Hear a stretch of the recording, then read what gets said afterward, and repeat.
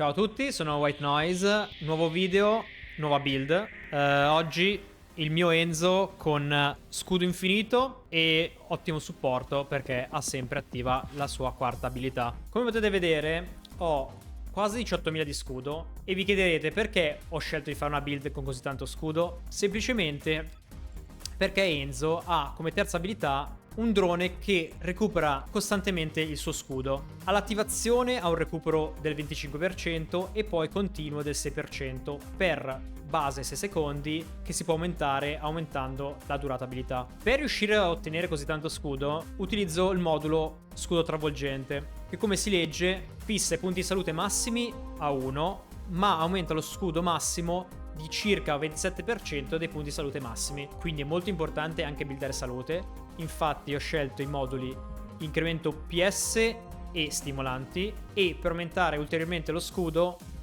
incremento scudo e controllo dell'amplificazione. Ho scelto controllo dell'amplificazione anche per l'aumento di gittata dell'effetto abilità, che mi permette di essere più efficiente nel buffare gli alleati.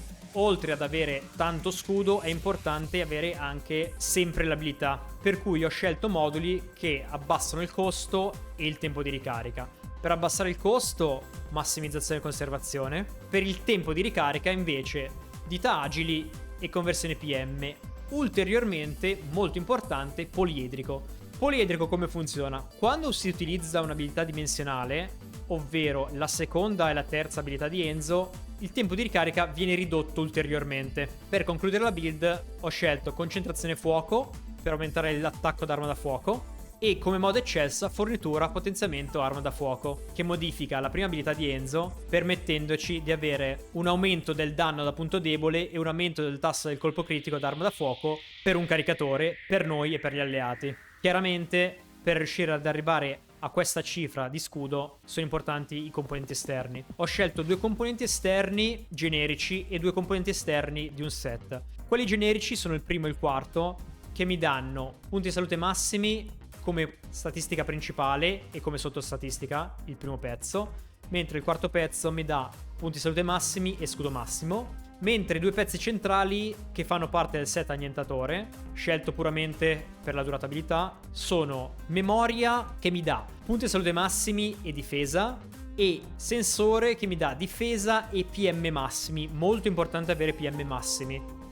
Altre sottostatistiche che ho scelto sono relative al recupero scudo fuori da combattimento, in combattimento, modificatore del recupero scudo. Potete anche scegliere statistiche che riguardano i PM.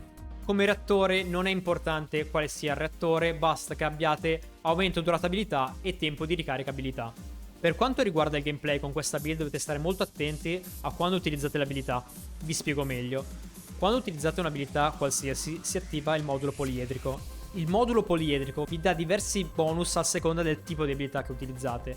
La prima e la quarta abilità di Enzo sono di tipo singolo, che se utilizzate aumentano il modificatore potere abilità, che a noi non interessa. Quello che ci interessa è il tempo di ricarica. Per avere il tempo di ricarica ridotto dovete usare o il missile o la ricarica dello scudo. Se avete lo scudo al massimo io vi consiglio di utilizzare il missile, semplicemente perché ha un costo ridotto. Come potete vedere, se io utilizzo il missile e subito dopo la quarta abilità, il cooldown sarà molto veloce e quasi in sincronia con la sua durata.